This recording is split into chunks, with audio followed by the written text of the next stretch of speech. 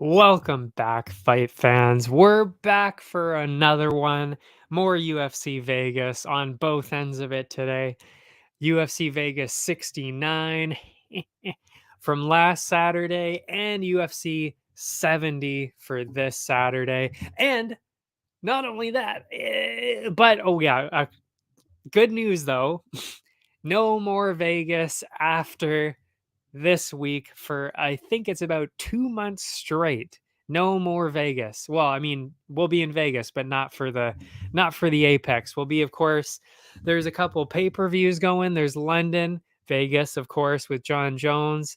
Then you've got a couple of ones on the road. To be honest, don't really know where they are. Actually, I don't think they even know where some of them are yet. But one of them's Miami. I remember that. Um, oh, I can't. Maybe San Antonio, I want to say, is another one.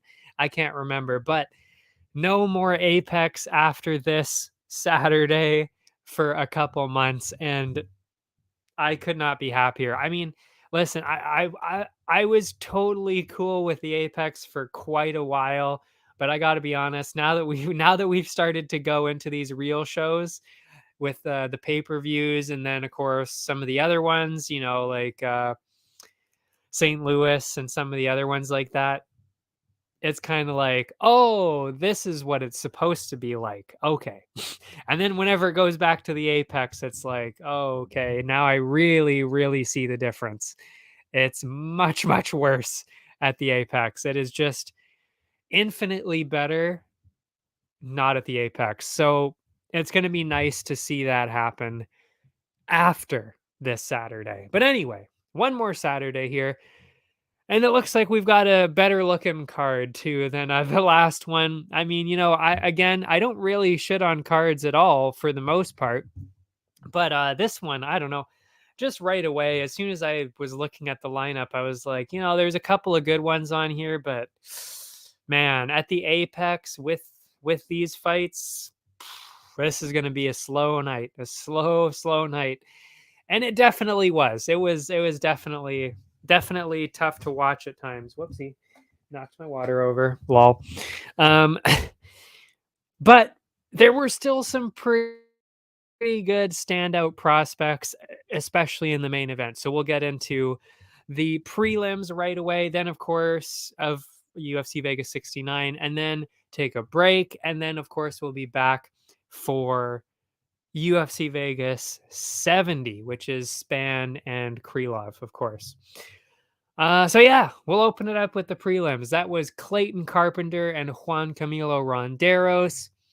I said this last time. I even put him in all the parlays that I had, actually, because I knew how good this guy was. Clayton Carpenter, unfucking believable, and what I saw completely justified that. He is definitely the real deal. Lots of exchanges from both guys early. Then they moved to the canvas with Ronderos on top. So a little bit shaky at the start for Carpenter, but then it was like, okay, he started to take over after that. Carpenter locked in a beautiful arm triangle, close to getting a finish. Ronderos did slip out. Then Clayton was on top from there, and that was it. He took Ronderos's back, and 30 seconds later, Ronderos tapped. Amazing win for Clayton Carpenter there. Unbelievable prospect. He is so good. So good. And massive for the weight class too. I'm very excited about Clayton Carpenter. Also, just the killer mindset. I mean, listening to this guy talk is like, I like this guy. He's intense. I like it. Intense but funny. That's the best combination. So yeah, huge win for Clayton Carpenter. Second fight, AJ Fletcher and Garimbo. Um, I even said this last time too. I put Fletcher in almost all of my parlays as well, because I was just like, there's no way that Garimbo's winning this. I'm sorry, but Fletcher is actually kind of solid. He's a pretty solid guy. Meanwhile, Garimbo, I mean, it just on paper looked horrible. Then I watched him fight, and it was like, I just don't think I don't think he's going to be lasting long in the UFC if he even gets another fight, to be honest. So yeah, I knew Fletcher was going to be another staple in the parlays for sure. And that's exactly what we saw again. Both men did take their time. Fletcher was kind of just waiting to see how to get in because Garimbo had a 10 inches, 10-inch reach advantage. Unreal. You never see that. Never a double digit reach advantage. So Fletcher trying to figure out how to get in there. Weirdly, though, Garimbo did not use his striking really at all. And he just ran in and dragged Fletcher down. And I think that kind of maybe surprised Fletcher. Maybe that's why the takedown was so easy the first time. Didn't seem to really know what he was doing, though, Garimbo, when he got down there, and got quickly, pretty easily reversed, actually, by Fletcher from there. And that's kind of what I was getting at before, where it was like, he doesn't look good on the feet. Didn't really look all that great on the ground, so I don't know what we're doing here. I don't know. But yeah. And Fletcher just completely controlled him from there. Garimbo threatened an ankle lock at one point, but Fletcher just stood up. I mean, it was a pretty obvious round for Fletcher there. Second round, Garimbo went for a takedown right away. Tried to, to get something going, took his back a little bit, but then Fletcher got up.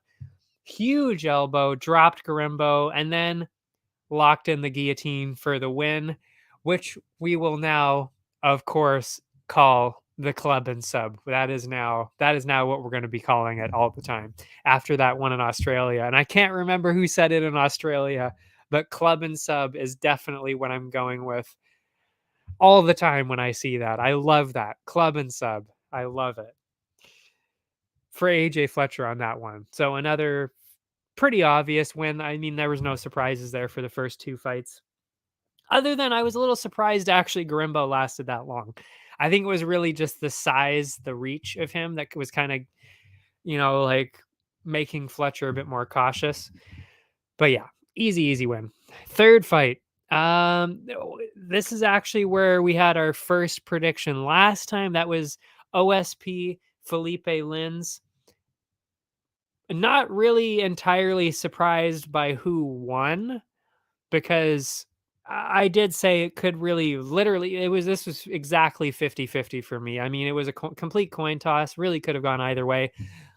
What I did not expect was the massive finish for Felipe Lins, winning in less than, I believe it was less than 30 seconds or about 34 or 36, something like that. I can't remember.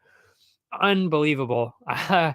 I seriously did not see that one coming at all. No need to even describe what happened. It was literally just he ran in there and just beat the shit out of him. I mean, really, what else can you say? So pretty amazing win for Felipe Lins. Did not see that one coming at all. If anything, I thought, okay, probably a decision. Maybe, I don't know, maybe a finish, but probably more likely a decision. That's the way I was going. So yeah, to see it over in less than 40 seconds, shocking. Fight number 4, Jamal Emmers and Ashkabov. I got to admit, I was pretty surprised by this one. I was a little surprised by this one. Definitely surprised. I mean, I even said actually Ashkabov is one of the guys that I was kind of, I mean, I wouldn't say heavily favoring, but definitely I was like, okay, I'll put him in a decent amount of the parlays for sure. He was undefeated going into this, 23-0, I believe. Or was that Ashkabov or the other one? I think it was Ashkabov, yeah. Yeah. So I was definitely expecting him to do better for sure, and that's just not how it went down at all. Numbers mean nothing. You got to remember that. It's all about the quality of the competition, which I thought looked pretty good. That's why I had him heavily favored over Emmers, especially. But yeah, there's just different levels of competition here. Emmers more active early, but then got hit with a big one, pushed him into the fence. lots of kicks from Emmers. Ashkabov definitely more power, but Emmers landing more accurately. That was kind of the difference early. Emmers doing a great job of slipping all the big shots, landing the kicks. Exciting round, but Emmers, I would say, grabbed it being the more technical striker. Second round, Ashkabov going hard right away, landed a few big ones, but Emmers definitely a much better opponent than he's used to. You can't just throw all these huge shots out there assuming that you're going to land. Like, that's not these people are too good for that. You can't catch these people like that. And that's really, I think he learned that the hard way. Askabov getting walked down from there, obviously slowing down at that point. You're halfway into the second round. You're throwing everything on every shot, not really landing much. You're going to slow down. And that's what happened. Emmers then seeing everything coming, dodging everything, and clearly won the round up 2-0. Not even close, really. Third round, Ashkabov went for a wayward shot, easily shut down there, takedown shot. Emmers smothered him on the ground until Ashkabov reversed him, did get back up. Emmers, though, quickly dragged him back down again and just controlled every move from there, ground and pound and all that kind of stuff.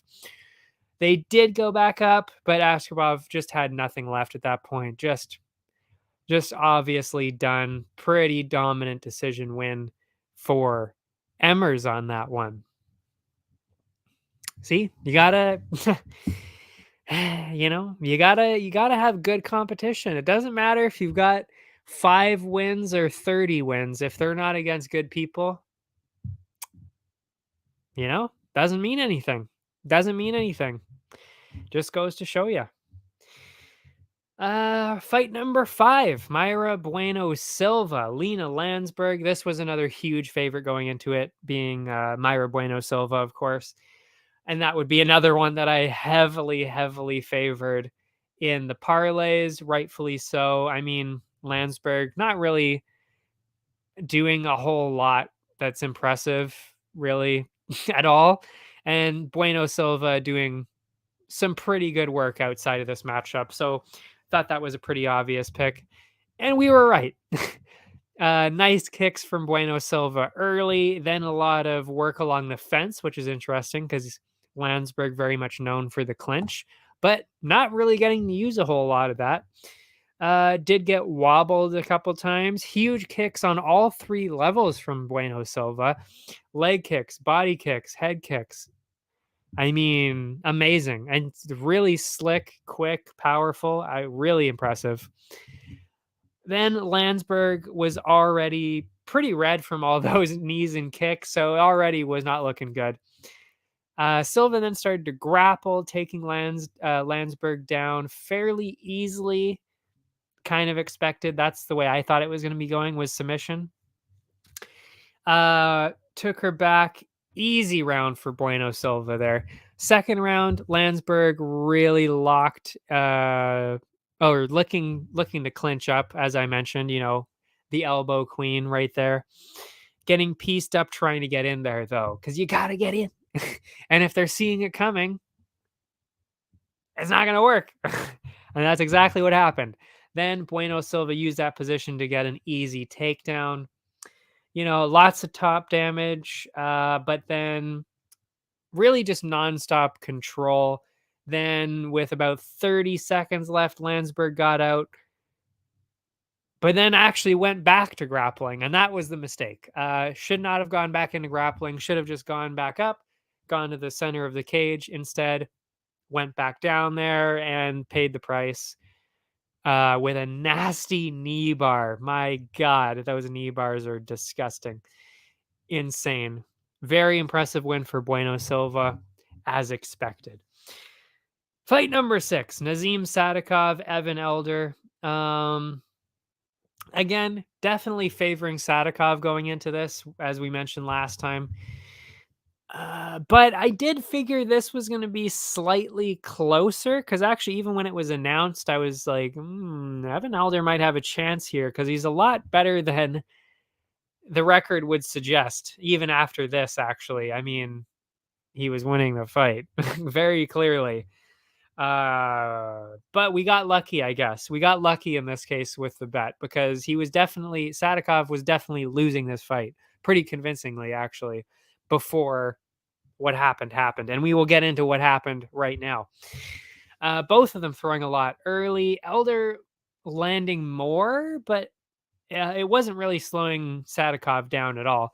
Sadikov landed the first big one, dropped Elder to his knees. From there, Elder, excuse me, tried to get some grappling going, but was shut down. Then Elder landed a bomb, Sadikov on his back. I mean, it was a pretty exciting fight, really, back and forth. Dead even the rest of the round. Both guys throwing, moving around the cage nicely. Really no idea who won the round, to be honest. It was actually pretty close because they both got knockdowns, remember.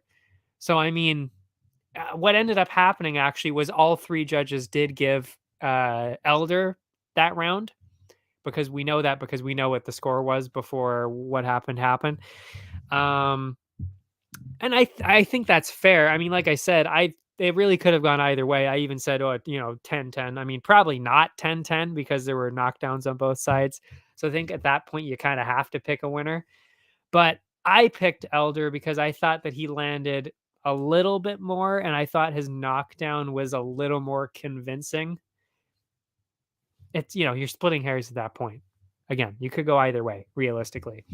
But yeah, I went with Elder. Second round, both guys still throwing heat, not stopping all, but they were missing quite a bit, actually. But both of them were really trying hard. They were just missing quite a bit. And it wasn't even just like, oh, they're terrible at striking. It was like, no, the defense actually was more impressive than anything. There was a lot of slipping of shots from both guys. Just impressive defense more than anything. Really cool to see. Elder then switched it up with some grappling, getting Sadikov down for a bit.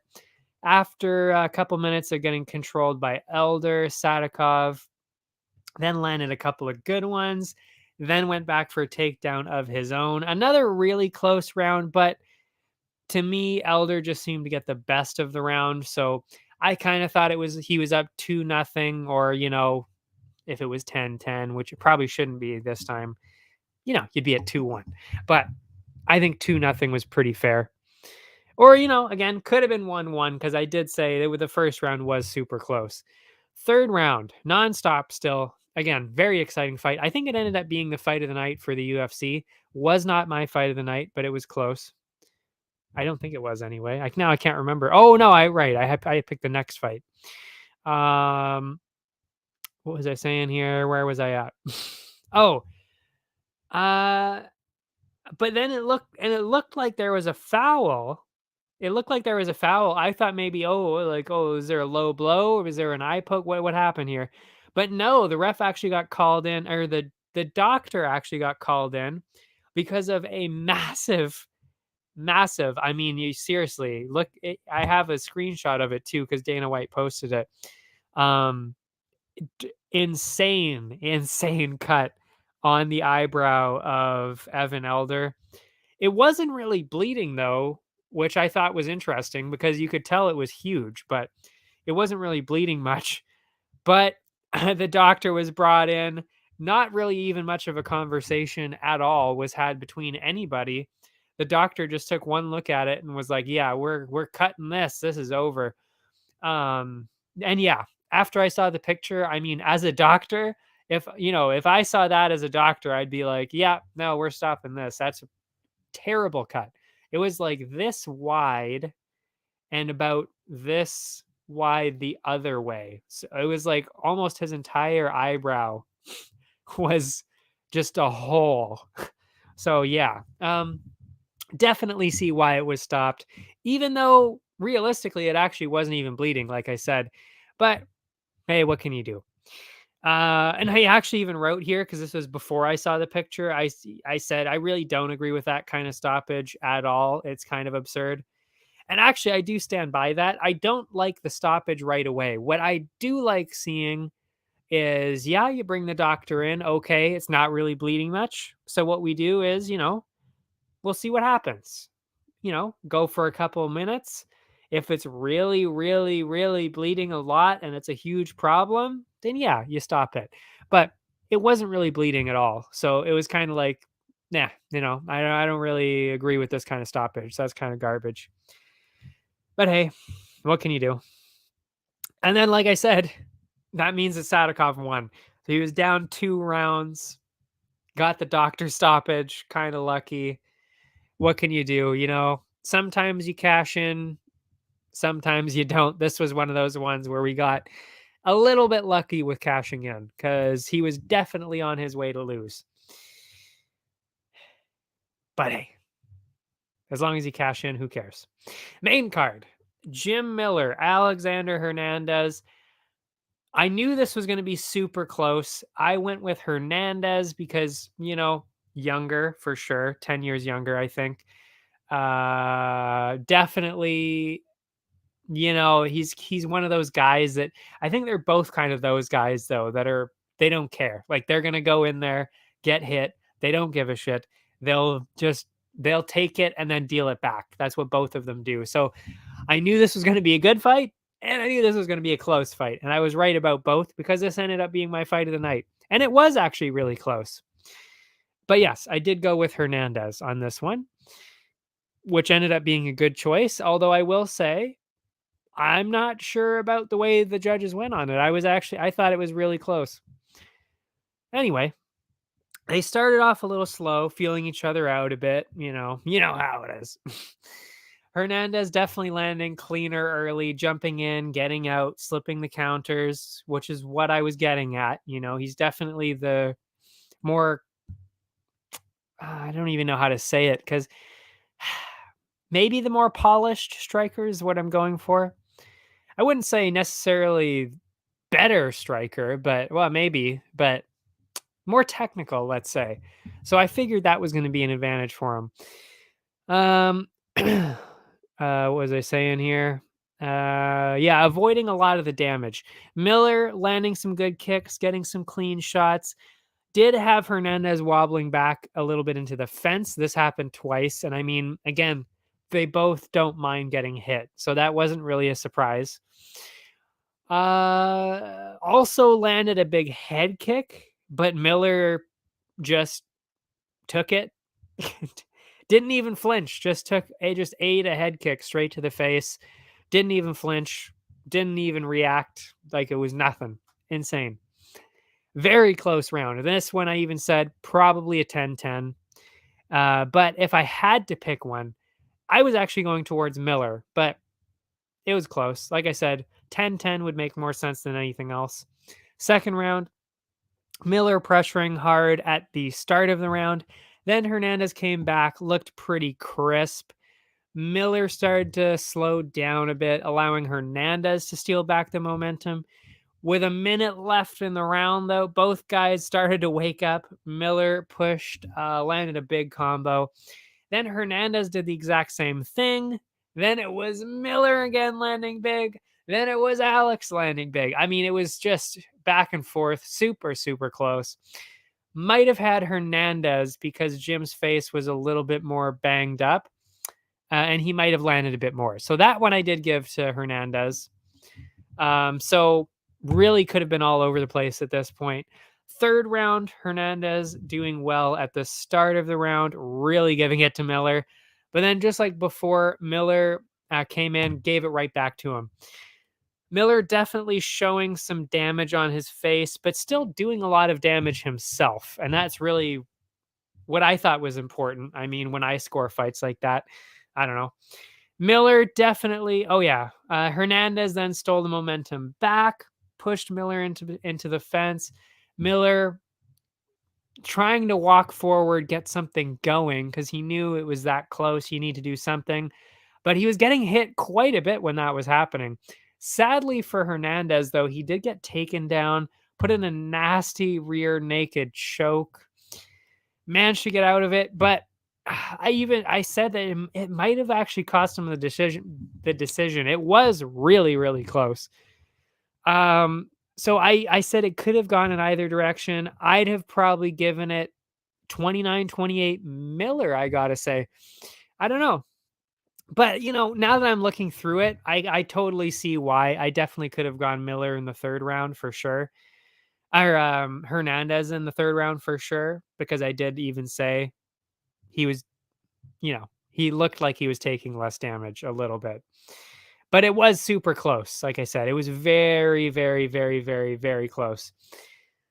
And the judges had it 30-27, 30-27, 29-28 for Alex Hernandez.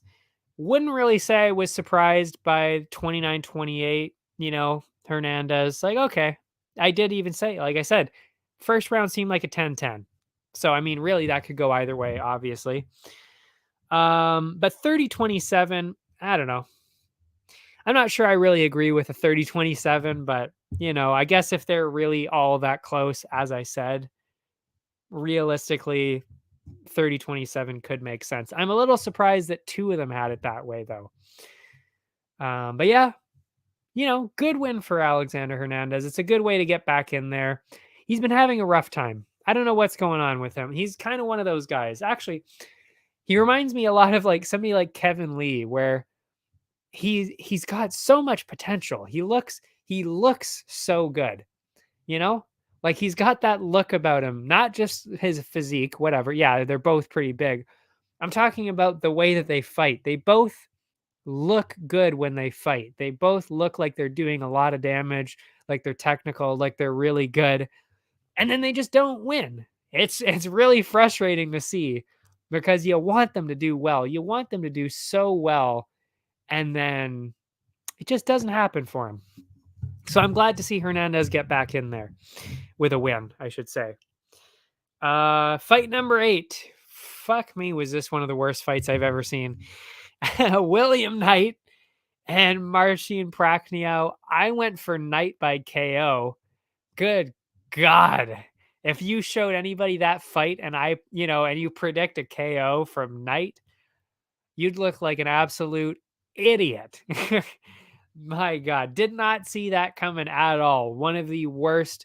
It actually could be the worst performance I've ever seen from anybody ever. Like it was that bad where it was like, okay, it doesn't even matter if he gets finished or what happens here.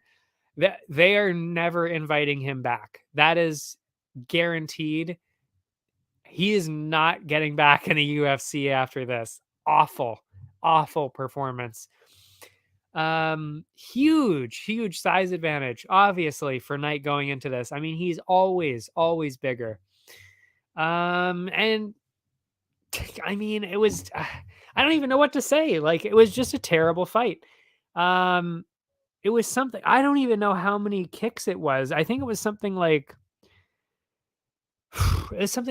40 kicks or something, 40, like 30 or 40 leg kicks or something. Prachnio landed throughout the entire fight. And Knight landed 8, or was it 8 significant strikes the entire fight or something like that? Strikes, like not even kicks, that many strikes. That's it. That is it. He averaged, I think it was something like, it was less than 2. Yeah, I think that would be, I guess. It was less than 1 strike every 2 minutes. How does that even happen? Like, if I went in there, I would throw more than that. That's insane.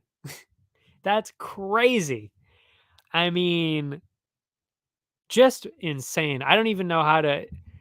I honestly don't even know what else to say about it other than that was probably one of the worst things I've ever watched.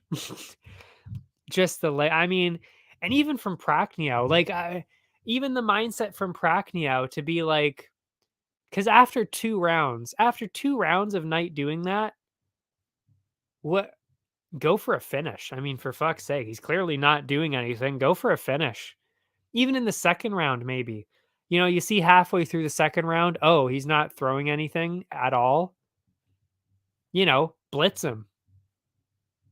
Do something. I don't know. Go for a finish. I mean, this was just so bizarre from every angle. It was like, why is Prachnio not going for anything more. I mean, again, maybe not the first round because you think, okay, the first round, maybe he's just feeling me out.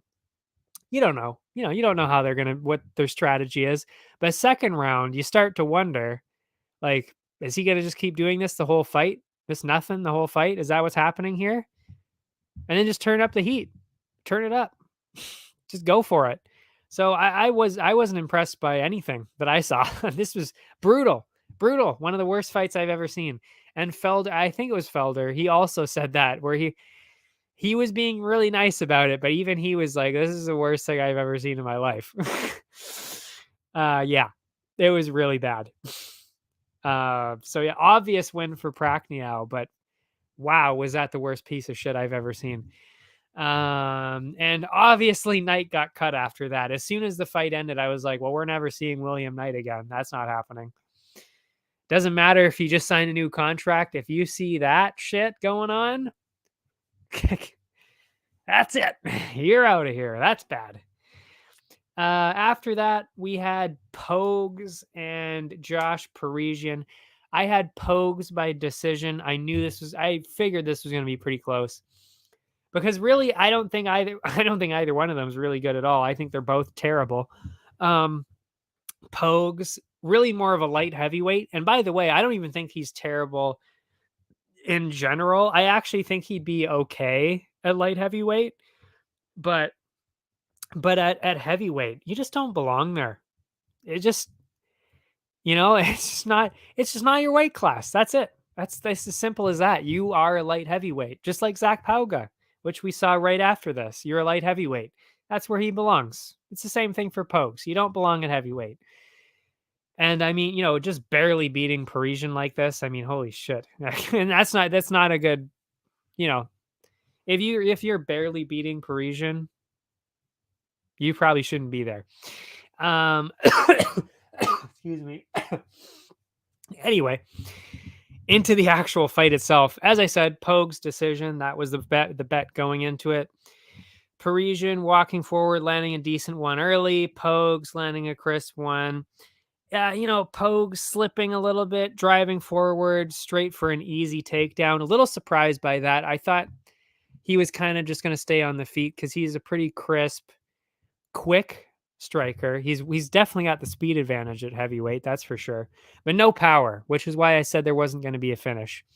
And that's also why I said decision win for Pogues, because I figured, okay, he's just going to point strike him. He's going to just outstrike him by probably double and win. That's kind of what I thought was going to happen. He did get some takedowns though. Parisian did get stuck in a guillotine along the fence. Got back up, landed a huge head kick. A heavyweight landing a head kick like that doesn't usually happen. Pogues did not even get phased by that. It did land clean though. Pogues walked him down a little bit, landed some good combos. Eventually, Pogues grabbed a second takedown, solidifying the round. So I would say pretty clear round for Pogues. Second round, first actual big moment for Pogues, lifted Parisian up and threw him into the canvas. So clearly a very strong guy. But like I said, you got the strength, but you weigh like, he's not a ripped 245 pounds or so, whatever he was. He's like super flabby, like that, like easily he could be a light heavyweight. That's what he should be doing. So, anyway, that aside, whatever. We're dropping that now, but that is where he should be. But anyway, still pretty impressive though. Parisian did get back up, still pretty even round up to that point. Parisian then tried to get some offense going, tried to steal the round. But with the early takedown from Pogues, wasn't really sure if Parisian was going to get that round. I didn't think so. So I kind of thought it was already 2-0 for Pogues. Third round, quick shots from both guys at the start. Then Pogues grabbed another huge takedown. Parisian did get back up. Definitely didn't look good though from the judge's eyes, because I mean he got controlled for a couple minutes straight. Not really a good look. Parisian still fighting, trying to get something going, trying to get the round back, throwing some pretty good flurries and a late takedown attempt. But he did actually end the round on top along the fence, raining down some shots. Probably won that round. I gave that round to Parisian. So I actually really could have seen it if Parisian could have won, because I did say there was a really close. I think it was the second round. Yeah, the second round. I mean, if you're really emphasizing the last part of the round, Parisian could have won. But yeah, I mean, I think 29-28 for Pogues was the right way to go. And the judges kind of they gave more to Pogues. They actually had it 30-27, 30-27, 29-28. That's fair though. I mean, I did say maybe could have stolen it. So I guess it wasn't that crazy to be 30-27, but yeah, 29-28 I think made more sense. So, I mean, it's not a terrible win, but it's like, it just reinforces what I said even after the Contender Series, which is he's too small. He needs to be a light heavyweight. It's just not the right weight class. And that, like I said earlier, that is exactly what I said about Zach Pauga before. And as we saw, Zach Pauga now a light heavyweight, which is exactly where he should be. And we've also said the same thing about Chris Daukaus too. Daukaus should also be a light heavyweight for sure. There's no doubt.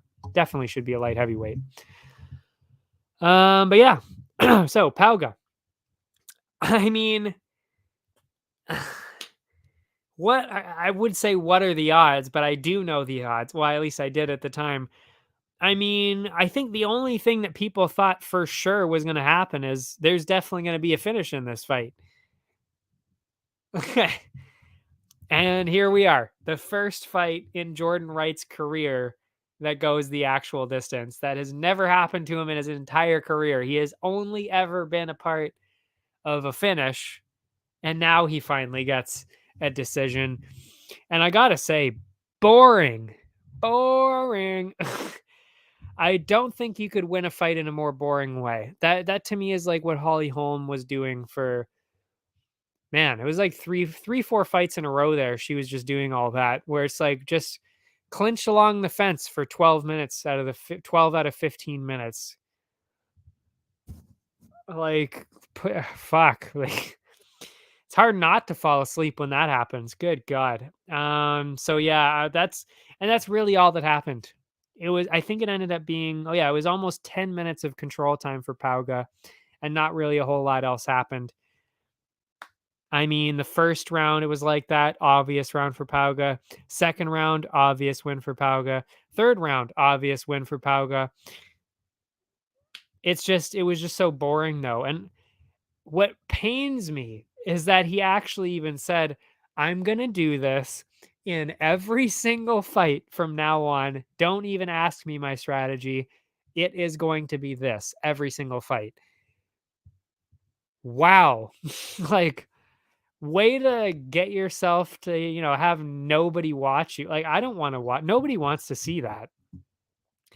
Like, I don't know. Like, it's not a good strategy. You're not going to get fans that way. That's for sure. Which means that if you end up losing with that strategy, you're getting cut immediately because you're not exciting. So not only are you not exciting, but you also lost. That's what's going to start happening. So I don't know. I do not have high hopes for Zach Pauga anymore. I did on The Ultimate Fighter. I had such high hopes. I was like, man, this guy's actually pretty good. But fuck, that if he's gonna do that every single time, nah. Don't want to see it. Don't care. Nobody will care. It's just wrong way to go. And it sucked too. I mean, yeah, he did get hit a couple times when he did let it go a little bit more, but it's not a strategy that's going to win.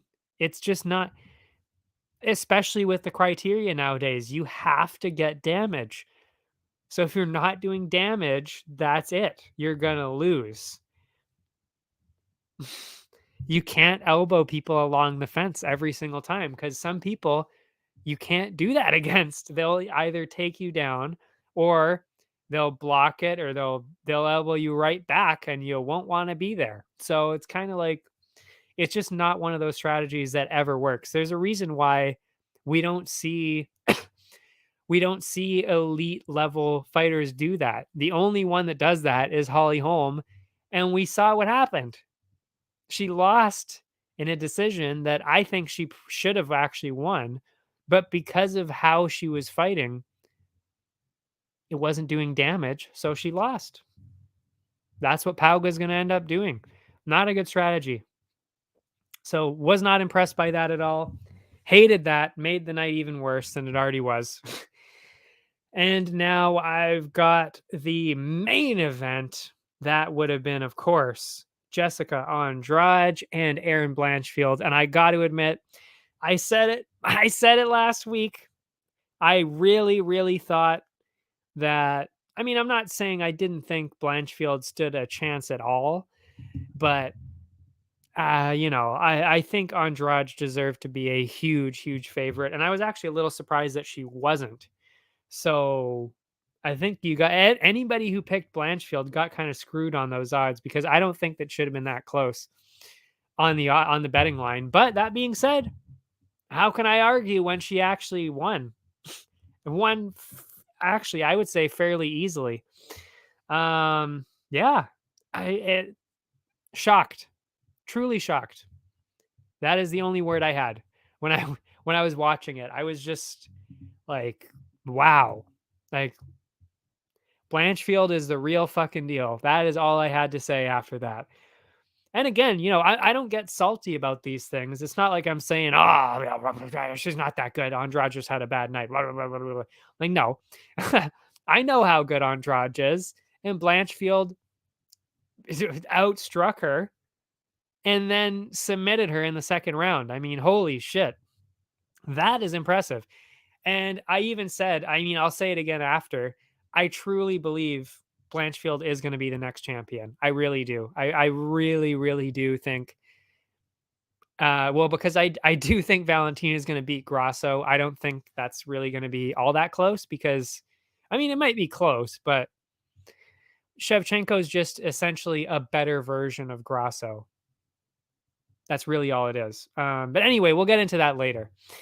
Andrade definitely looked slick on the feet early. But I think to me, at least how I got that was okay. Blanchfield's kind of just settling in there. She's going against one of the most elite strikers of all time. So it's going to take you a couple minutes to get used to it. But yeah, so I mean, I think Andrade was doing really well, definitely winning with the striking early. Then, as expected, though, Blanchfield did start to go for the grappling, as expected. So, I mean, there were no surprises for the first couple minutes. Then that's when it started to all switch. Blanchfield definitely, she started to throw out some more striking, made it more interesting, even wobbled Andrade a couple times. That was shocking. I was surprised, and it was catching Andrade off guard, too. She didn't even see that either. As the round went, it reminded me a lot of Islam and Volk in that way, where it was like Islam was, Volk was like, "Oh, you hit me. That was good. That was good." And that's kind of what Andrade was doing too. She was like, "Oh, you got me. That was good." But anyway, as the round went on, Andrade started to feel herself, definitely landing the cleaner combos. It was pretty good. But you could tell though, Blanchfield really holding her own on the feet. But then went for the takedown. Couldn't get them. It was a close round, but I did end up giving it to Blanchfield. I mean, she had the grappling moments along the fence. She was doing that, but also kind of did better on the feet too. I gave her the first round.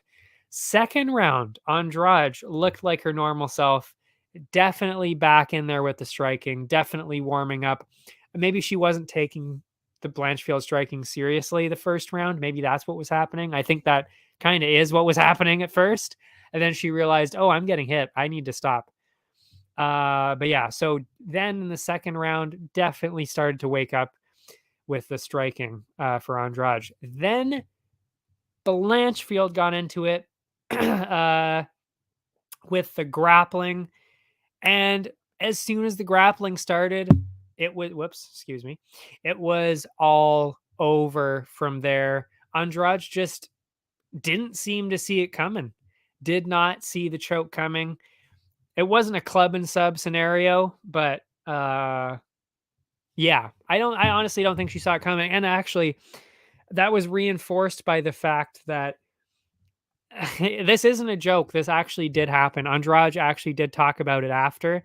There was a certain wardrobe malfunction that possibly occurred, and Andrade got distracted by that, did not see the choke coming, and was then subsequently choked out from there. So, very unfortunate turn of events. I saw that she mentioned that she tweeted about. I think she tweeted about it or Instagram, some kind of interview, something. I don't know. She did mention that. So if that's what happened, that is a very, very unfortunate time for that to happen. As soon as you turn around to get back up, then you put your hand down to like fix your wardrobe, boom, choked out. So yeah, I actually do fully believe that because she's not the kind of person that gets choked out like that. Like she's extremely good with submissions and submission defense. So honestly, I 100% believe her. I really do fully believe that is exactly what happened and then couldn't defend the choke. That being said, you know, pretty fucking impressive win for Blanchfield, and you can't argue with that. I mean, she locked in that choke, and that was it. It was game over right there. And yeah, I mean, even without the wardrobe thing, I think she could have probably just kept doing that and eventually had a similar result. Maybe, maybe third, fourth, fifth round, maybe she gets a submission there. Maybe we see a decision win with the grappling later. Unfortunate the way it turned out, but it happens. It happens. Sucks to see though for Andrade as an Andrade fan. That being said, as a Blanchfield fan, and I am now a much bigger fan. I was a fan before, but now it's like, whoa, we're looking at a champ here, and that's what I was getting at before. I really do think Shevchenko should beat Grasso. I think that's pretty fair. And then you see Blanchfield and Shevchenko. And honestly, I gotta say, I think this is it. I think this is what happened. I really think this is going to be it, where Blanchfield is going to beat Shevchenko. I really do. I don't know. That's what I'm seeing. Either way, I do think without a doubt at some point she will be the champ. Whether that's after Shevchenko retires or what, or if that's in her next fight, which I think is actually what is going to happen. But if that's Shevchenko, or if that's after Shevchenko leaves, maybe. But I do think she's going to be a champ at some point, without a doubt. Without a doubt. Yeah. So that was it. Definitely not the best night. It was weird. It was weird. There were, there's always a couple of good fights. You can never say, oh, every fight was garbage. It was a total waste of time. Like, no. You can never say that. There's always some good fights. It's always worth the watch to tune in. But was this one of the worst events I've ever seen? Yeah. Yeah. And I saw that coming too. I called it right away too. It was like, this is, and I don't do that. Again, I want to make it clear. I do not say that ever. Because even I know that, especially as a fan, I watch every single card. I know that a lot of the cards that people are saying, oh, that's not going to be a good card, blah, blah, blah, it's going to be terrible. it ends up being really good. That's usually what happens. But with this one, I knew. I knew this one was going to have some real problems, and they definitely did. Yeah. So that's it for that. We'll take a short break and then we will get back into UFC Vegas 70, this week's card. So I will see you after this. Allow me to introduce High Stick Vodka, a new way to celebrate victory. Gather around the glass with an award-winning, ultra-premium Canadian-made vodka. You probably won't listen when I say High Stick Vodka has a smooth, hard-hitting taste, or that it's developed in the birthplace of hockey. You won't listen when I say High Stick Vodka is a tribute to the game of hockey, or when I tell you it's distilled 4 times using Canada's purest mountain spring water to provide an authentic, remarkable flavor. But maybe you will listen when I say it comes in a f***ing hockey stick. Showcase your passion for hockey with our limited edition hand-blown hockey stick bottle. Whether you're celebrating victory or drinking to defeat, High Stick Vodka is better after every shot. Visit us at highstickvodka.com. It also comes in this regular bottle. Celebrate victory. Drink responsibly.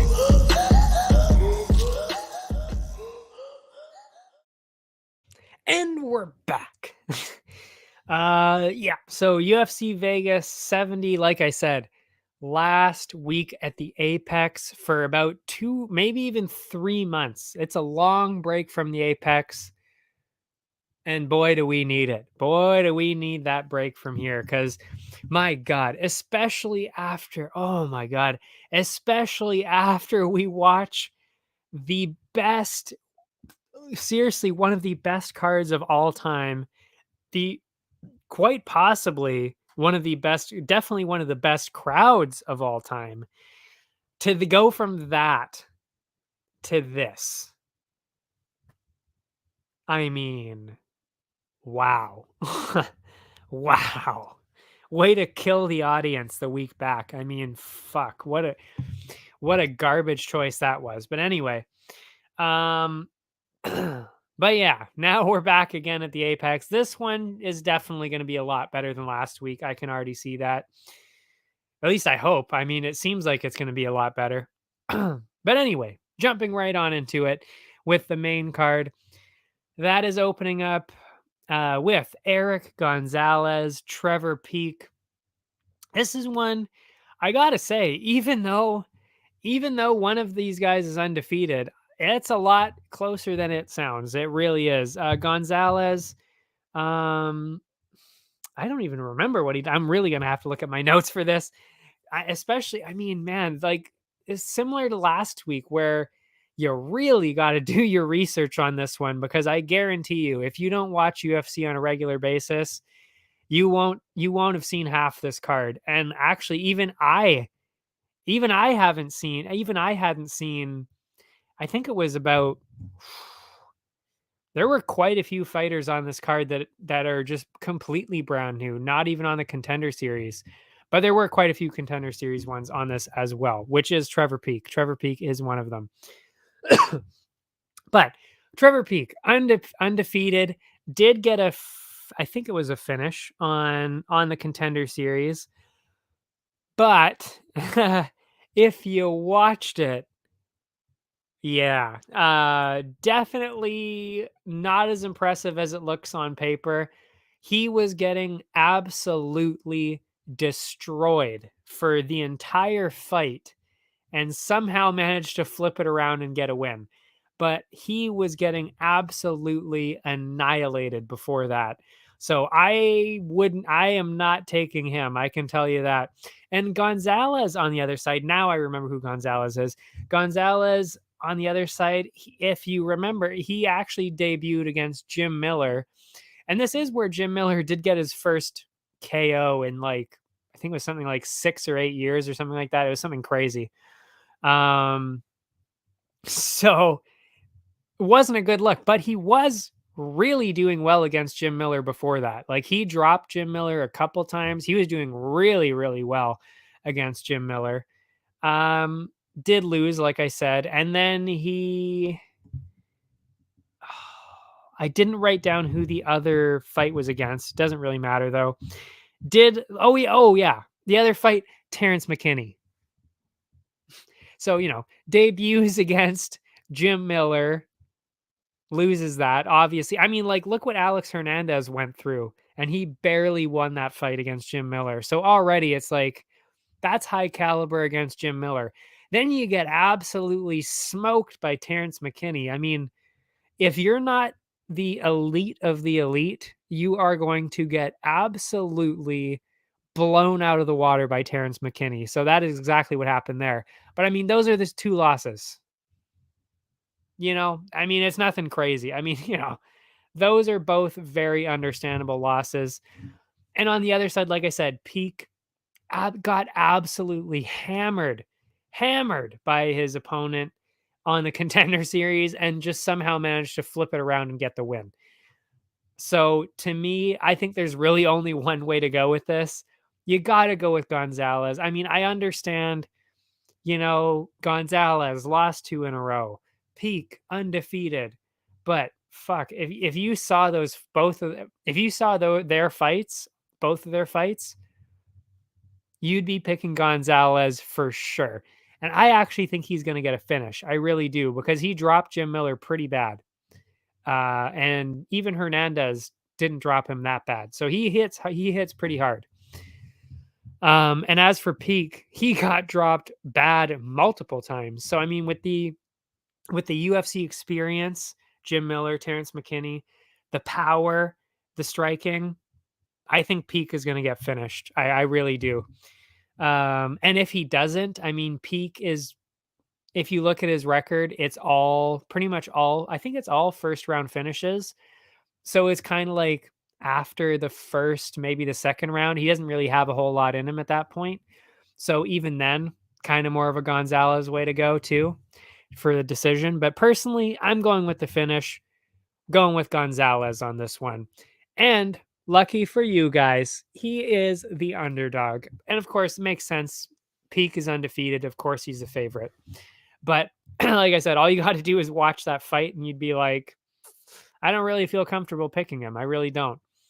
So odds, plus 160 Gonzalez. Peak is at minus 200. Like I said, fantastic plus money on Gonzalez there. Very good looking line, plus 160. The over-under is at 1.5. Like I said, which makes sense because they both have been finished.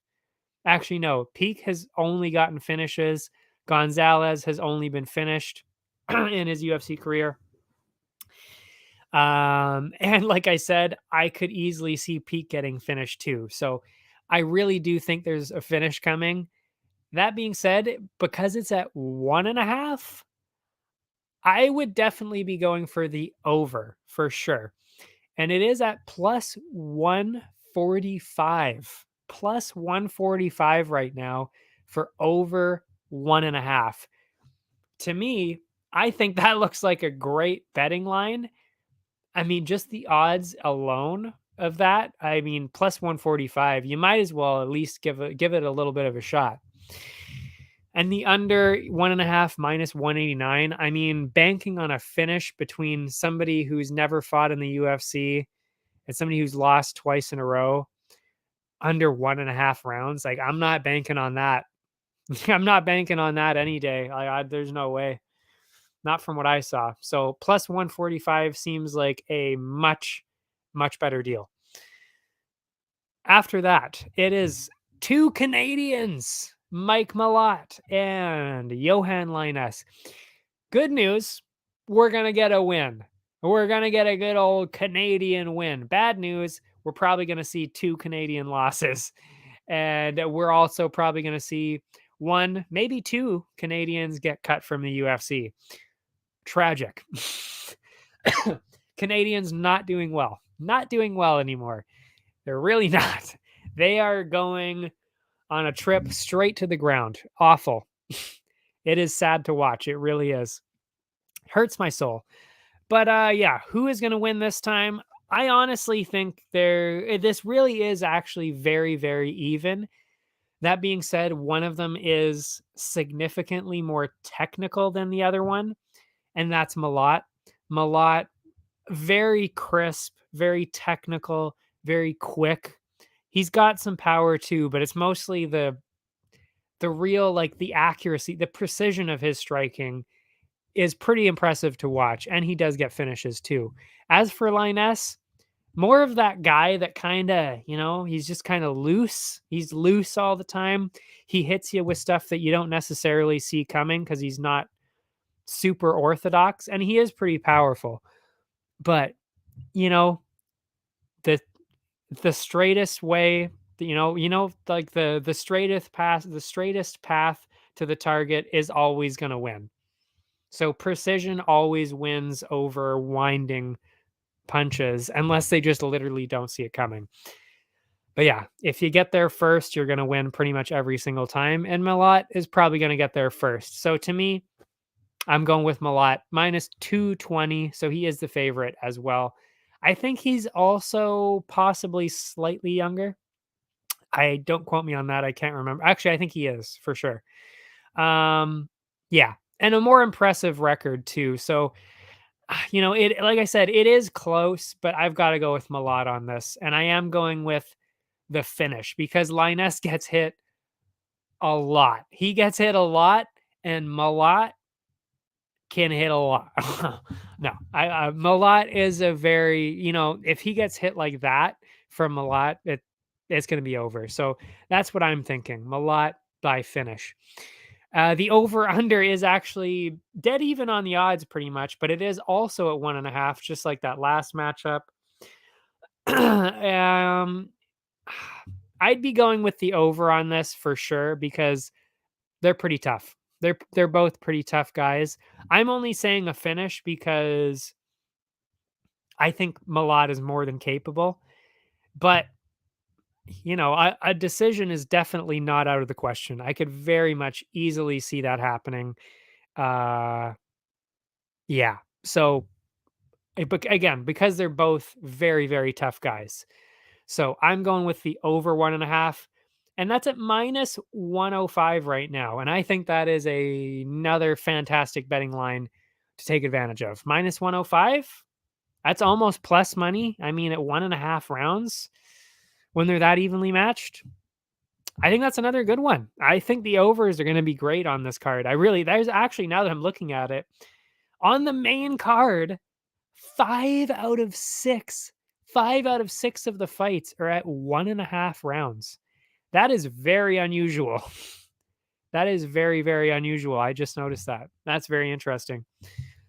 But yeah, I'm going with the over on this one. Third fight. We've got, finally, I've never even seen her fight. That's how long it's been.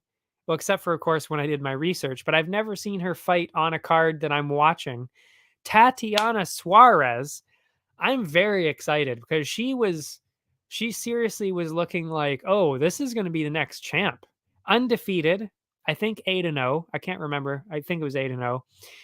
Just running through these girls. I mean, like, she was doing really well. And I saw her, I watched part of the fight against, now I can't remember her name. Oh yeah, Esparza.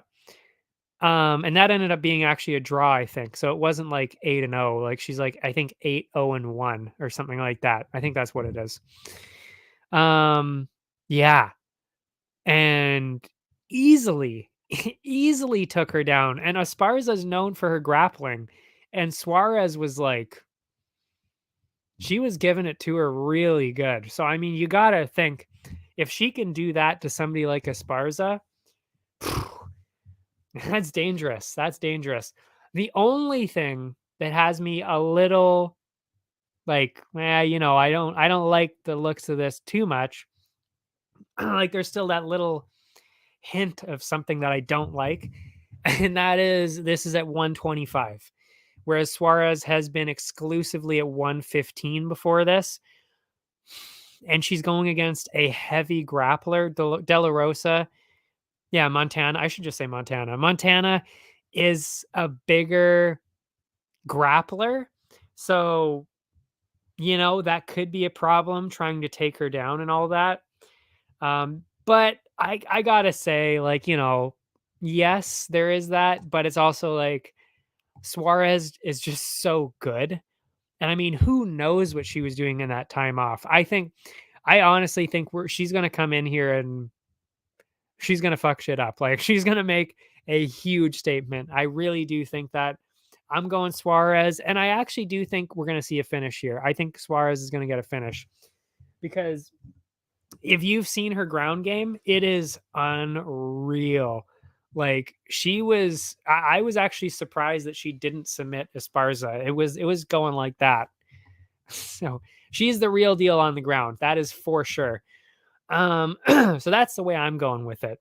Suarez finish. If you go towards the odds, minus 800 for Suarez. I mean, I see why they're saying that. I mean, she's undefeated. Excuse me, she's undefeated. She was looking like she was going to be the next champ. But I mean, listen, I'm not going to be putting that in my main parlay. And actually, I wouldn't put that in any parlay because it's minus 800. So already that there's no value in that. But not only that, she hasn't fought since 2019. Like I said, I've never seen her fight on an actual card. I have yet to see that.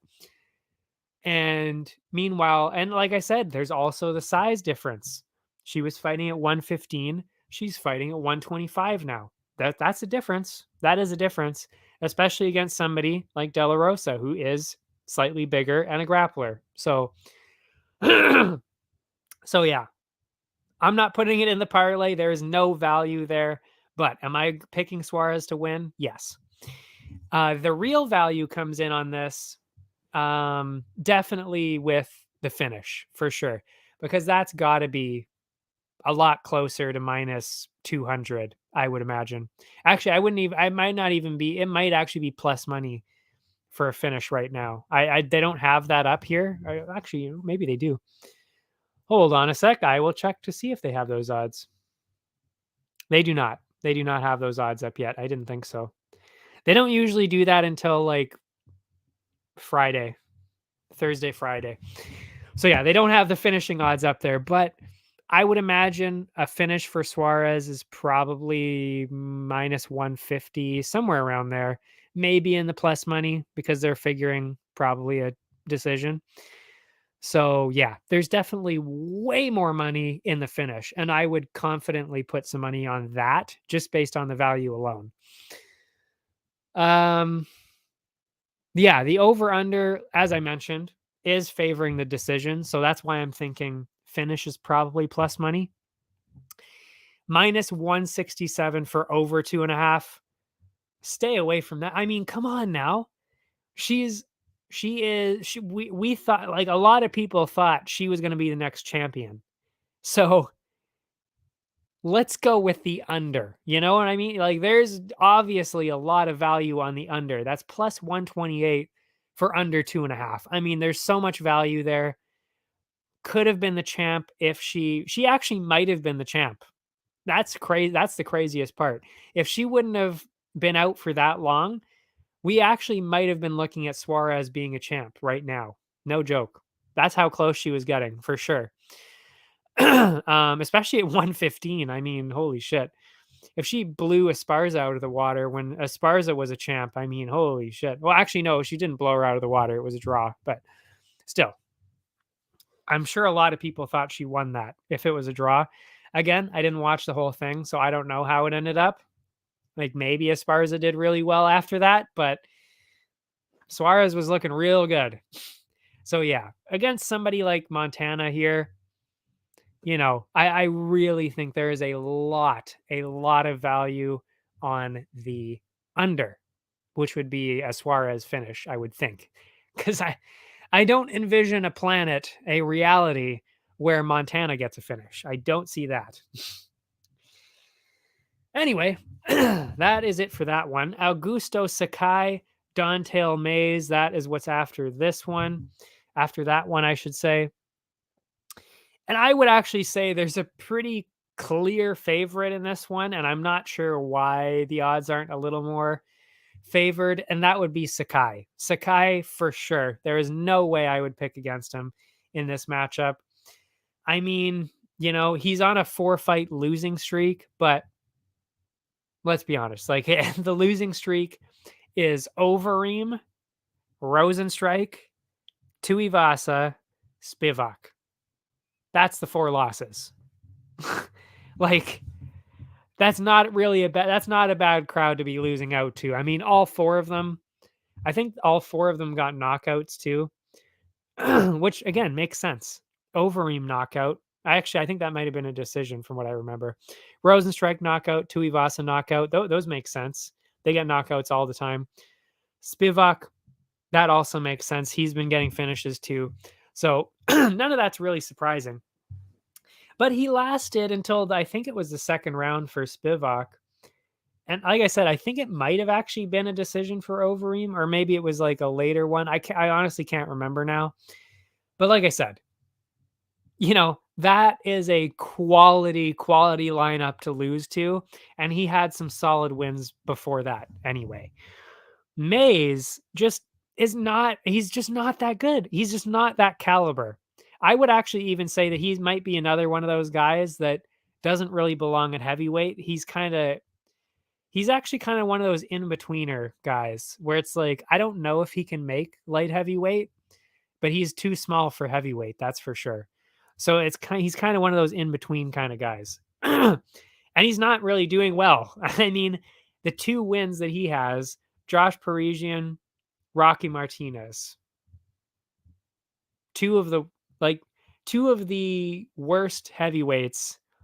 It's just, that's not good. Like, those are his only 2 wins. And then he lost all of his other 3, including his last one, which he might have been able to win, but he ended up losing to the rookie. I think actually Hamdi's pretty good. Hamdi Abdelwahab. He's actually pretty good, I think, but lost to him in a debut. So I just don't really see how Mays wins this. I don't really see a path to victory for him at all, actually. So yeah, I would say Sakai is pretty easily going to win this. I don't know if he's going to get a finish. He could get a knockout, but I'm more so going towards a Sakai decision on this one. That's kind of how I think that's going. Oh, and he actually even had I think it was a majority decision over, or maybe a split decision. I can't remember what it was, over Blagoy Ivanov. So, I mean, if you're beating Blagoy Ivanov, you can handle Dontel Mays. So yeah, I think a pretty obvious pick is Sakai, and we're getting him at a very, very good price here. -134. -134. I think that's a fantastic price. I mean, you got to remember, Sakai has been in the top 15 for like 3-4 years. Mays hasn't. Mays hasn't even fought anybody in the top 15, except for maybe he did once or twice, but he obviously lost those. So, I mean, I think there's a pretty obvious way to go with Sakai. -134. Definitely doing that. The over-under, not too surprisingly, is at 1.5, but it is heavily, heavily favoring the over 1.5, which is the way I'm kind of going with it too. -175 for over 1.5. You know, I think that's the way I'd be going with it too. I really think that's where we're going with it. That being said, you know, I actually, now that I'm thinking about it, I would not be surprised if Sakai really came out hard for a knockout and actually got it. I would not be surprised if that happened, because when people lose 4 in a row, your career is on the line. You got to make a statement. So I actually would not be surprised if he came out and just sparked him in the first round. So by that logic, maybe you should actually go for the under 1.5 for +137. I would not be opposed to that at all. That being said, what do I think is the most likely scenario? Probably -175 over 1.5. Yeah.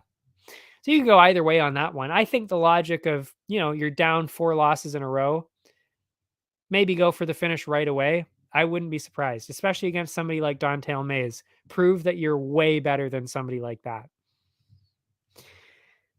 Could be a statement win. That's all I'm saying. Then we got the co-main, and this is for sure the easiest one of the night for me. Good God. Andre Muniz, Brendan Allen. I have yet to see anything impressive from Allen at all. I don't think he's good. I think he just keeps kind of getting lucky. Like he either gets matched up against somebody who's good and gets absolutely ruined, or he gets matched up against somebody else. Like, what was the last one? It was the guy from Australia. At least I think he's from Australia. It could be New Zealand. Oh man, the wrestler. No, I can't remember what his name is, but that was his last one. Lost that, or he did. Brendan Allen did win that, but man, was that a shaky win. I mean, I actually thought he lost. I thought he lost the last one, and that's somebody that you should really be beating. So I mean, really, Andre Muniz is looking like a guy that really could be fighting for a title soon. He's that good. So, I mean, it's kind of laughable to me that this is even close. It's not even really that close on the odds, but this should actually be more one-sided, I would say. Muniz is clearly going to win this. I actually think he's probably going to get a finish too. Probably a knockout more than anything because he could get a submission. He is definitely way better on the ground, but and Allen has never been submitted before, so I'm kind of thinking more ground and pound kind of finish. That's where I'm going with it. But either way, I could easily see this going to a decision too, though. So I'm not really opposed to doing that. I'll be going with the over because it's also set at 1.5 rounds. I will be going with the over. But yeah, anyway, Muniz, very clear choice. He's just so much better. I mean, he is really, really good. Minus 225 for Muniz, obviously putting a lot of money on that, putting him in the parlays. Brendan Allen plus 180. I don't see any reason why you would even take him. And then over under is 1.5, as I mentioned. And I will be going with the over for sure. Could I see Muniz getting a TKO, ground and pound, maybe a submission in the first round? Yeah. Oh, 100% I could. But I think it's more likely that Allen can defend himself on the ground, submissions and ground and pound. I think he can maneuver his way out of it. But I think Muniz still pretty easily will control him, especially with what Malkoun, especially with what Malkoun did to Allen. I just don't really think it's going to be that competitive. I think it's going to be 30-27 for Muniz. I really do. So yeah, that's the way I'm going with it. And I'm going with the over minus 140. Looking good. Then we've got the main event. And I got to say, I'm actually a little bit surprised by the odds on this one. It is Nikita Krylov and Ryan Spann. I honestly don't even really think this one's even really that close either. But the odds are maybe messing with my head where it's like, I'm picking the underdog, so maybe I'm like, oh, maybe it is going to be close. But when I think about it, it's honestly, I really don't think it is. I really think Spann is going to win pretty convincingly, to be honest. I really do. Krylov, he's got a couple of good wins. He beat Özdemir, which he got hit pretty bad by Özdemir early, like quite a bit. And Gustafsson, he beat Gustafsson. I mean, what can you say about Gustafsson? I mean, obviously insanely good years ago. That he's just too old. It's one of those guys. He's one of those guys where it's like you're getting destroyed by people that are younger than you. That's really all it is. So that it doesn't even really count to me. Like that's not an impressive win at all. And Özdemir, like I said, he got pretty badly hurt in the first round there. So I'm not even hugely convinced by that one. And on the other side is Ryan Spann, and he just absolutely demolished Dominic Reyes in the last one on the feet. And he submitted Ion Cutelaba easily in the fight before that. So those are two dominant first round wins in less than a couple minutes, I think, in both cases. just absolutely outclassed both of them, just destroyed them, made them look bad, actually. And yeah, this new version of Ryan Spann is something else. I mean, unreal. And you know what? You want to know why too? As some people don't know this actually, but they mentioned this on the broadcast. Spann was not training for fights before before he fought Kutelaba. He was not doing regular training camps. So he was just, working out, doing some light sparring here and there, like just doing basic stuff, and that was it. And he was winning. He was ranked and he was destroying guys before. Now, he is actually taking it seriously, doing all the work that everybody else was already doing. So to me, this is a scary, scary Ryan Spann that is going to be coming in. And I do not think that Nikita Krylov is going to stand a chance. I really do think that Spann is going to finish this fight very easily and in an emphatic fashion. And I can't wait to watch it because I've been betting again. Listen, I'll admit, I've been betting against Krylov in his last few fights. So this will be very satisfying, I think, to me as a bettor to see Ryan Spann get this win, especially get the finish here, because I really, really do, especially with 5 rounds to work with. I think he can pretty easily get a finish here. Probably a massive knockout. That's what I'm seeing. But he could easily, I mean, Krylov has been submitted, I think, 3 or 4 times. And Spann submitted Kutelaba. He's really good he's really good everywhere. I easily think he's going to get a finish. So that's where I'm going with it. Plus 140 on, I was trying to figure out what his first name was. Plus 140 on Ryan Spann. I mean, what a hell of a deal that is. I cannot wait. I will be putting money on that for sure. Amazing, amazing pick right there. Plus 140 Ryan Spann.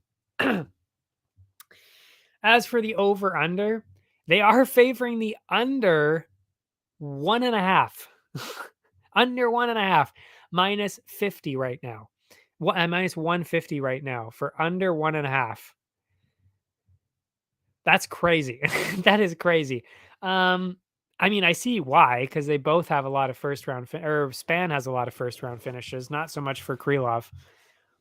I gotta say, I'm thinking over, because I mean, you've got 5 rounds to work with, so statistically speaking, this is heavily favored to go over 1.5.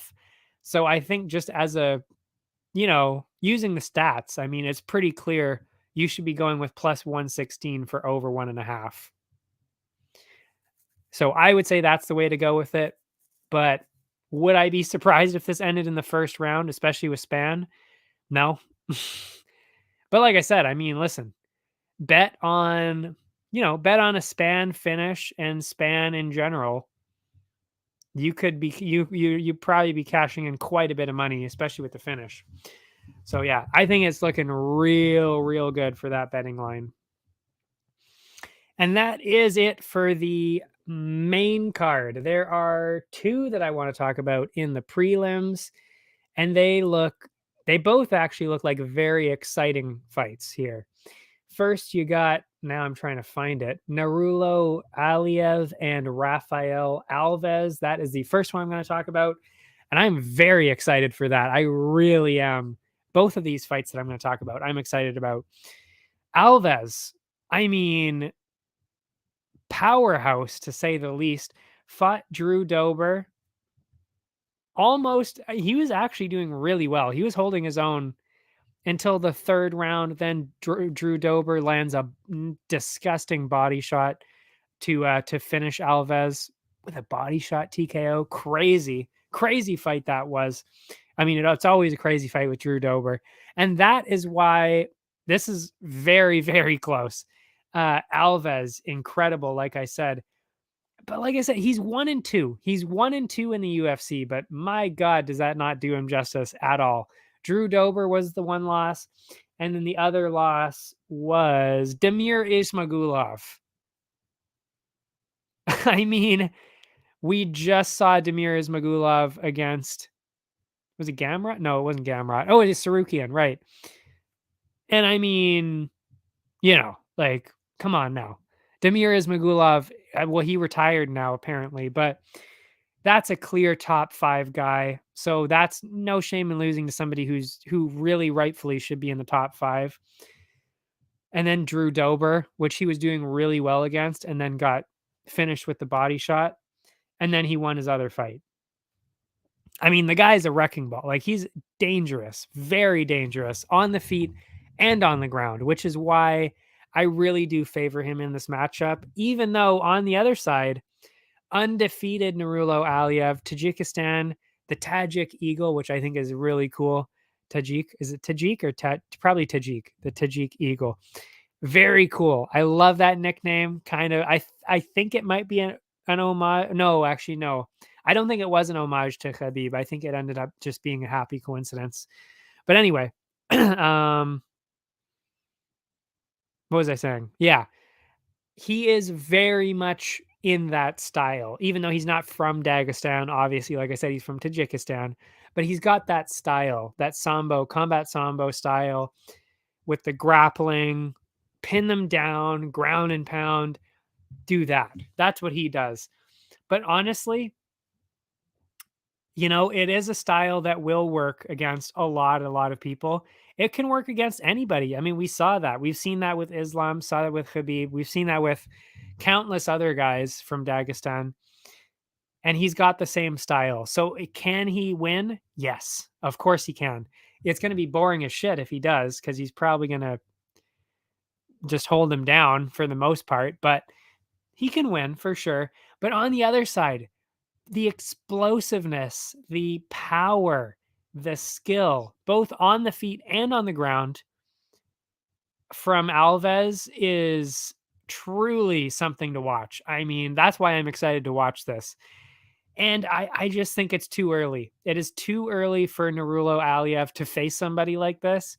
If we're talking about Aliyev, 2-3 years down the road, or maybe not even that, like maybe a year and a half, 2 years down the road, then I could see like, okay, he's got a pretty good chance of winning this. But for your UFC debut to be against somebody as dangerous as Alves, I just don't think it's going to turn out very well. I think he's going to get clipped by something, or maybe even submitted on the ground like that. I think Alves is going to win. So I'm going with Alves, but the underdog, of course, being that Aliyev is undefeated and convincingly winning. I get it. I totally understand. It's the combat sambo style. It's the undefeated record. Totally understand where everybody's coming from. And normally I would be picking that guy too. That's just, it's a smart pick. They don't lose very often. But this is, I think, one of those scenarios where they're probably going to lose. Yeah, and I'm thinking it's actually going to be a finish. I just don't think that he'll be able to handle the power coming back at him, or even maybe the submission threat. I don't know if it gets there, but I just don't think he's going to be able to handle it. And I do think that Alves is going to get a finish. Either way, I do think it's going to be an exciting fight. But yeah, for the odds, plus 150 for Alves. Love that.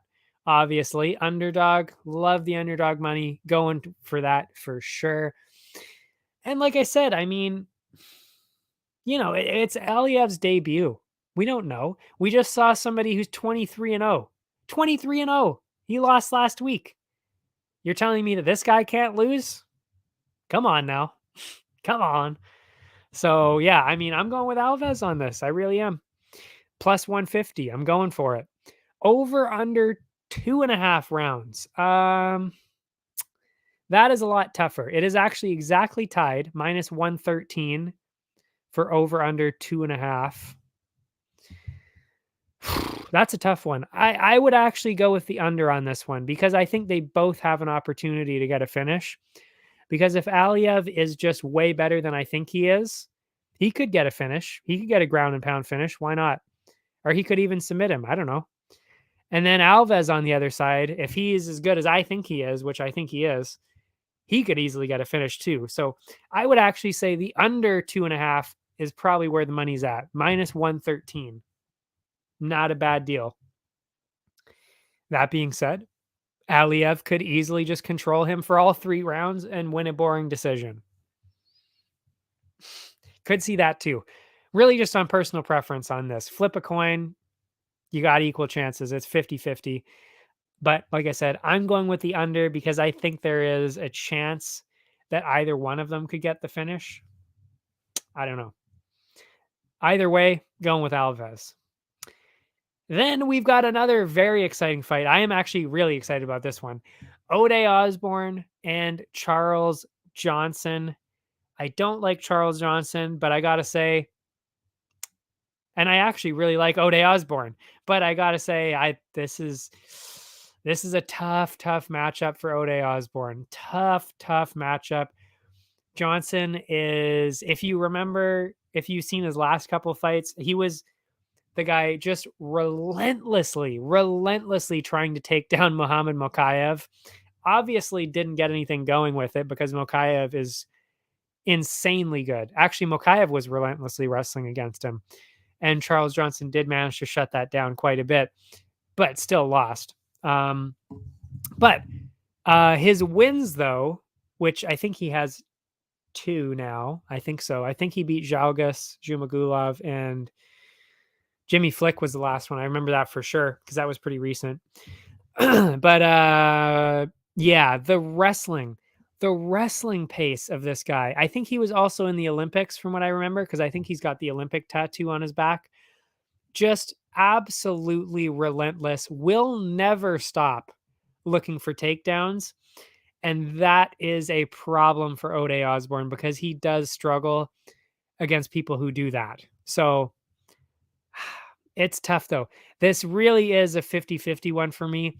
If you think Ode is going to win it with his striking, you could be right. If you think that Johnson's going to win it with his grappling, you could very well be right. It really could go either way on this. But for me, grappling is going to win this matchup, especially when it starts to drag on and into the second and the third round, because we know, I mean, if you're not stopping grappling against Muhammad Mokaev, nobody is going to stop. Nobody's going to stop you. Nobody's going to stop you. You can wrestle anybody for any length of time at that point. So I know that Charles Johnson is not going to stop. So second, third round, I think that's going to be pretty solid for him. Opening round, Ode's got to do something big. He's got to keep him off. So that's how I'm seeing it. Charles Johnson by decision. Could get a submission, but I'm going by decision. And this also is actually the exact same odds as the last one, which, well, we'll go with the fighter odds first. Charles Johnson is the favorite, minus 167. Fair, I guess, because of the clash of styles, I guess. Yeah, but Ode's an incredible striker. He really is. So I'm not discounting him. Like I said, I really do think this is really, really close on paper. I just think that the grappling is going to be just slightly too much, and Johnson's going to win because of that.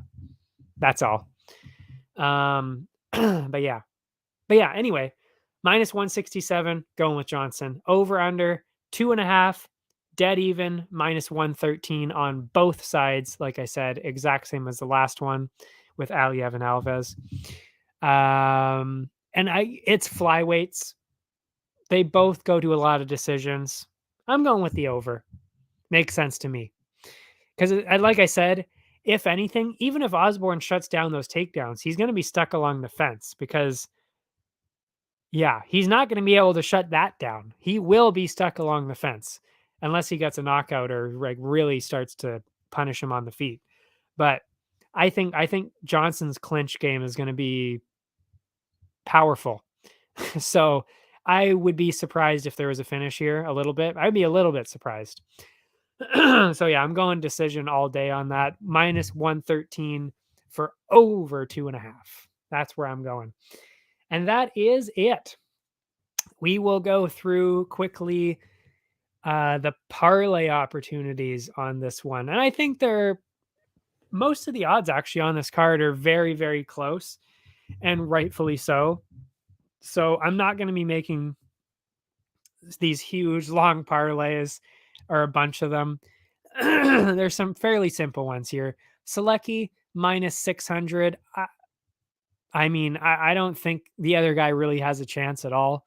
So I'm going with Selecki for sure, minus 600. So that's one.